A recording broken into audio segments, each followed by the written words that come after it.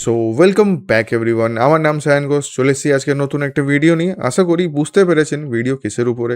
Yes, আজকের ভিডিওতে again আমরা ডিসকাস করব নিফটিকে। সাথে সাথে এটাও জানার চেষ্টা করব কি এখন কোন স্টকগুলো আছে যেগুলো আমরা আমাদের ওয়াচ লিস্টে রাখতে পারি। আর নিফটি যে রিসেন্ট একটা মানে লাস্ট ক্যান্ডেল যে একটা বুলিশ ক্যান্ডেল দিয়েছে, তার জন্য কোন কোন স্টকে ভালো মোমেন্টাম এসছে, আর ওই স্টকগুলো কি আরও মোমেন্টাম কন্টিনিউ করতে পারে কি না একটু অবজার্ভ করে নেব। সত্যি বলতে আমরা এবার প্রচুর স্টকের লিস্ট পেয়েছি, প্রচুর, মানে খুঁজতে যখন বসলাম আজকে সকালে প্রচুর স্টক পেয়েছি। তার মধ্যে বাছাই করে কিছু লিমিটেড স্টক দেওয়া পাবলিক প্ল্যাটফর্মে এটা খুব ডিফিকাল্ট ব্যাপার। ঠিক আছে, তাও কিছু স্টক আপনার সামনে রাখলাম সিলেক্ট করে। বলতে পারেন এই স্টকগুলো one type of breakout stocks. হ্যাঁ, ভেবে চিন্তেই বলা আছে, তো পুরো ভিডিওটা লাস্ট অব্দি দেখবেন। আগে নিফটিকে আমরা স্টাডি করি, দেন একটু স্টকের ব্যাপারে ডিসকাস করব কোন স্টকে ভালো পারফরমেন্স হওয়ার পসিবিলিটি আছে। ঠিক আছে, লেটস স্টার্ট দ্য ভিডিও। ওকে, তো সবচেয়ে প্রথম যেটা প্রত্যেকবার আমরা করে থাকি সেটা হচ্ছে নিফটি অ্যানালাইসিস। মনে আছে আপনাদের লাস্টবার যখন ভিডিওটা বানালাম তখনই একটা ট্রেন্ড লাইন টেনেছিলাম উপর থেকে, পিছন থেকে একটা ট্রেন্ড লাইন আসছিল, রাইট? আমি আপনাদের বলেছিলাম কি মার্কেট এখানে দাঁড়িয়ে এক্সপেক্টেড কি হয়তো একটু নিচে এসে বাউন্স ব্যাক করে চলে যাবে। কেন বললাম কি হয়তো নিচে পড়ে মানে নিচে থেকে একটা ফল দিতে পারে? রিজন এটাই ছিল কি একটা ট্রেন্ড লাইন রয়েছে। এবার আমি এটা জানতাম না কি মাঝ রাস্তা থেকে না এসে ও পুরো সাপোর্ট থেকে বাউন্স ব্যাক করবে।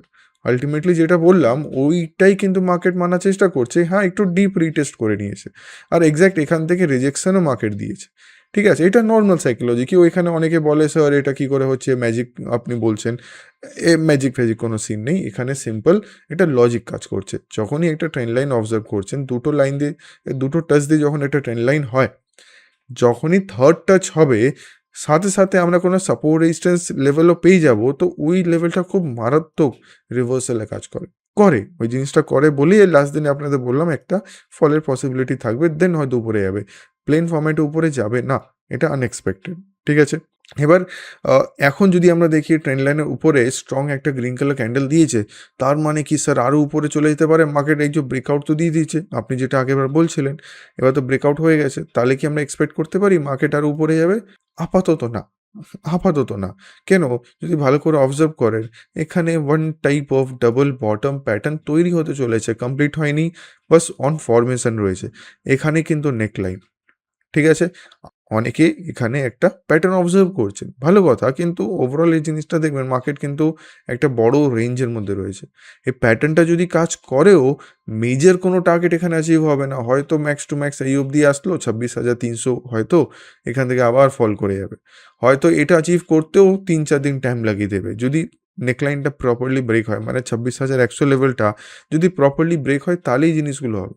ঠিক আছে, এটা জাস্ট একটা আইডিয়া বললাম কি বুলিশ মোমেন্টাম তখনই আসবে যখন মার্কেট প্রপারলি 26,000 লেভেল, 26,100 লেভেলকে আপসাইড ব্রেক করবে। ওকে, আই হোপ এই জিনিসটা সবার কাছে ক্লিয়ার হলো। এবার এখানে আরও কিছু জিনিসপত্র স্টাডি করতে হবে কি স্যার কতটা পসিবিলিটি রয়েছে কি মার্কেট উপরে যেতে পারে। আমি একটা কাজ করব, আপনাদেরকে একটা ইন্ডিকেটর দেখাই। ইন্ডিকেটর হচ্ছে RSI। দেখি ইন্ডিকেটর কীভাবে কাজ করছে। বাকি ইন্ডিকেটরগুলো ক্লোজ করে দেবো, এটাকে ক্লোজ করলাম। হ্যাঁ, এটা জাস্ট আপনারা আমাকে কমেন্টে জানাবেন এই পার্টিকুলার ফিচারকে, পার্টিকুলার ফেসিলিটিকে এ ফিচারই বলতে পারেন, কি বলা হয়। দেখুন, মার্কেট অলমোস্ট সেম লো বানিয়েছে, এটা একটা লো, এখানে same low, right? But RSI দেখুন তো, RSI পরের লোটা একটু উপরের দিকে বানিয়েছে। এটাকে একটা স্পেসিফিক টার্ম দিয়ে আমরা জেনে থাকি, যেটাকে কিছু একটা বলা হয়। আমি জানতে চাইছি ওই টার্মের নাম, আপনারা আমাকে কমেন্টে জানাবেন what is that term called.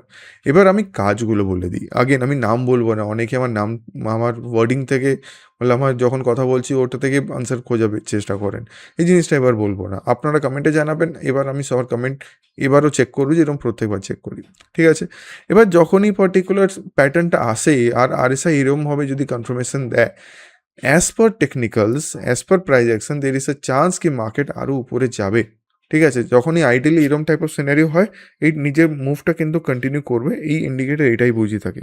তো লেটেস্ট অবজার্ভ কী হয়, আদৌ এটা ইন্ডিকেটর কাজ করবে কি করবে না, ওটাই আমাকে একটু ফার্দার ফলো করতে হবে। ঠিক আছে, এবার নেক্সট যদি মার্কেট অ্যাকচুয়ালি উপরে চলে যায়, দেখা গেলো এই ব্রেকআউটটা সাস্টেন করলো, मतलब একটা ট্রেন্ড লাইন ব্রেকআউট সাথে সাথে এই 26,100 লেভেল যদি ব্রেকআউট করে দেয়, তাহলে কিন্তু কিছু কিছু স্টক আছে যেখানে সবচেয়ে আগে মোমেন্টাম শুরু হবে। কেন একটা সিঙ্গেল ক্যান্ডেল আপসাইড ব্রেকআউটে, এই আপসাইড মুভমেন্টে এই স্টকগুলো ভালো মুভ দিয়েছে। ঠিক আছে, তো কুইকলি তাহলে স্টকগুলো জানা যাক। কোন স্টকগুলো আছে যেগুলো আমরা আপাতত আমাদের ওয়াচ লিস্টে রাখছি, আর চাইলে আপনারাও রাখতে পারেন। ঠিক আছে, I hope you are ready. তো let's go with the first stock. আজকে প্রথম স্টক হচ্ছে ভারত ফর্জ। আমি এখানে জাস্ট ক্লোজ চার্ট দেখালাম, একটু জুম আউট করে চার্টটা দেখাবো কীরকম আছে স্ট্রাকচারটা। আমি উইকলি টাইম ফ্রেম চাই, আই থিঙ্ক আরও বেটার বুঝতে পারবেন। স্টকটা দেখুন, কন্টিনিউ ওই আগের বছর মে জুন জুলাই বা জুন জুলাই থেকে কন্টিনিউ মার্কেট কিন্তু ফল করেছে। আমি যদি এখানে কারেকশন ওয়াইজ দেখি তো অলমোস্ট হাই থেকে লো অব্দি মার্কেট, মানে এই পার্টিকুলার স্টক 50% ডিগ্রেড করেছে। ঠিক আছে, ভালো কথা। বাট যদি আমি লো থেকেই দেখি কতটা বাউন্স ব্যাক করেছে, অলমোস্ট 56%, মানে যতটা ফল করলো পার্সেন্টেজ ওয়াইজ তার চেয়ে বেশি রিকভার করে দিয়েছে। আর এর মধ্যে এখনও পাওয়ার রয়েছে কি নিজের মুভ কিন্তু কন্টিনিউ করতে পারে। যদি ভালো করে দেখেন, এখানে অনেকে বলবেন স্যার এখানে প্যাটার্ন ফর্মেশন যদি বলি, one type of double bottom pattern, আরেকটা প্যাটার্ন হতে পারে one type of cup and handle pattern. Again উপরে গিয়ে রিটেস্ট নিয়ে উপরে আসার চেষ্টা করছে। তো আপকামিং ডেজের মধ্যে এই হাই, রিসেন্ট এই হাইগুলো অলমোস্ট ধরুন 1450 লেভেল, এই লেভেলগুলো আপকামিং ডেজের মধ্যে ব্রেক করে দেন এই স্টক কিন্তু ভালো আপসাইড র্যালি দিতে পারবে। হিউজ পসিবিলিটি এটাই বলছে। উইকলি টাইম ফ্রেম এত ভালো প্যাটার্ন বানানো, তার মানে ডেইলিতে ভালো জিনিস করছে। আমি যদি ডেইলি অবজার্ভ করি, ডেইলিতে আপনি এখানে জাস্ট দেখুন একটা ট্রেন্ড লাইন যদি আমি টেনে থাকি, this was the trend line, just like Nifty যেরকম ব্রেকআউট দিয়েছে, স্টক কিন্তু দারুণ ব্রেকআউট দিয়েছে। তো এই স্টককে একদম ওয়াচ লিস্টে রাখা যেতে পারে আপকামিং ডেজের মধ্যে। ও যদি এই পার্টিকুলার রেজিস্ট্যান্স লেভেলটা আমি জাস্ট এখানে বানাচ্ছি, yes, this particular resistance level যেটা হচ্ছে অ্যাপ্রক্স 1460 লেভেল হাই, যদি প্রপারলি 1460-র উপরে একদিনের মধ্যেও যদি কনফার্ম করে দেয়, তার উপরে ক্লোজিং দিয়ে দেয়, তো এই স্টকের মধ্যে কিন্তু আরও বিগার মোমেন্টাম আসতে পারে ইন দ্য বুলিশ সাইড। ঠিক আছে, এবার যদি কোনো স্টকে আপনি কোনো এন্ট্রি প্ল্যান করছেন, প্লিজ ভেবেচিন্তে করবেন। কেন আজকের ভিডিওতে আগেন আমি কোনোভাবে রিকমেন্ডেশন দিচ্ছি না কি বাই করবেন, কোথায় বাই করবেন, সেটা টোটালি আপনার ডিসিশন থাকবে। আমাদের কাজ হচ্ছে জাস্ট কিছু ভালো স্টকগুলোকে সামনে তুলে রাখা। আগেন আমরা এখানে কোনো বাই সেল রিকমেন্ডেশন দিচ্ছি না, এটা টোটালি আপনার ডিসিশন হবে। ঠিক আছে, এবার ভুল করে যদি বাই করে ফেলেন, ঠিক আছে, মনে হলো স্যার ভালো মুভ করছে, আমি বাই করতে চাইছি, যদি বাই করে ফেলেন প্লিজ একটা স্টপ লস মেনটেন করবেন। আপনার স্টপ লস মিনিমাম এই লেভেলে তো হতেই হবে। ঠিক আছে, আমি সেফটি দিতে পারি কিন্তু এন্ট্রি দিতে পারবো না। ফাইন, তো এটা হলো আজকে আমাদের প্রথম স্টক। আচ্ছা, কিছু ইএমএ এখানে ওপেন করে দেখাই আপনাদের, কোনো ইএমএ সাপোর্ট আছে কি না। এখানে আমি 21 ইএমএ আর একটা 50 ইএমএ দেখব।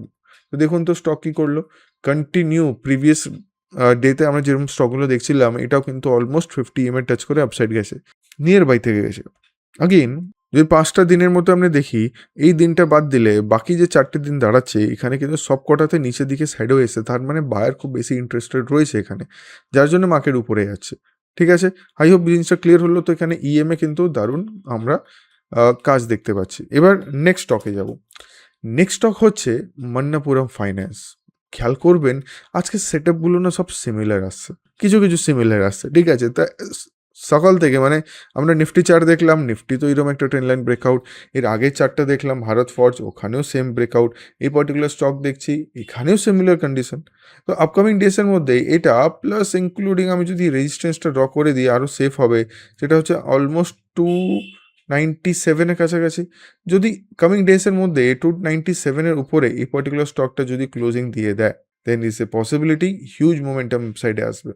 কেন, নিয়ার বাই অনেক কটা রেজিস্ট্যান্সকে market slow and steady break করতে করতে যাচ্ছে। এখানে নিয়ার বাই রেজিস্ট্যান্স ব্রেক করলো, একদমই রেজিস্ট্যান্সের কাছাকাছি দাঁড়িয়ে।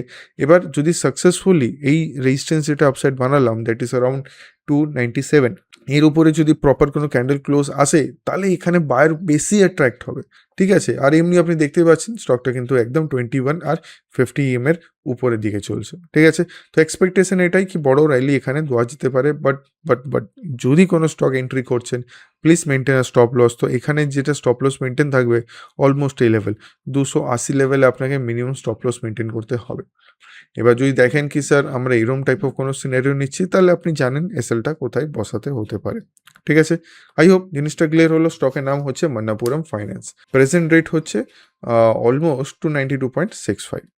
এবার চলে আসবো আজকের থার্ড নাম্বার স্টকে। দেখি তো কি করছে। মনে আছে চার্টটা একটু আগে যেগুলো দেখছি কি মার্কেট ইয়া তো রেজিস্ট্যান্স ব্রেক করছে, মার্কেট ইয়া তো হয়তো রেজিস্ট্যান্স ব্রেক করছে বা একটা ট্রেন্ড লাইন ব্রেক করছে। তো এখানে আমরা কি দেখলাম, এই পার্টিকুলার স্টক কি করছে। আচ্ছা, স্টকের নাম কি? স্টকের নাম হচ্ছে ফেম ইন্ডাস্ট্রি, FIEM, ফেম ইন্ডাস্ট্রি, ফিএম ইন্ডাস্ট্রি অনেকে বলে। তো এখানে কি দেখছি, মার্কেট কিন্তু একটা ভালো একটা রেজিস্ট্যান্স লেভেলকে আপসাইডে ব্রেক করছে।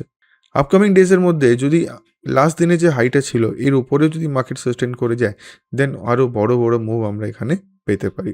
ঠিক আছে, আই হোপ জিনিসটা ক্লিয়ার। বাট বাই চান্স আপনি কোনো স্টকে এন্ট্রি করছেন, please maintain a stop loss. এখানে আপাতত একটা স্টপ লস মেনটেন হবে অনেকটাই নিচের লেভেল, মানে 2240 লেভেলে, 2240 লেভেলে কিন্তু একটা স্টপ লস পসিবিলিটি রয়েছে। ঠিক আছে, আই হোপ জিনিসটা ক্লিয়ার হলো।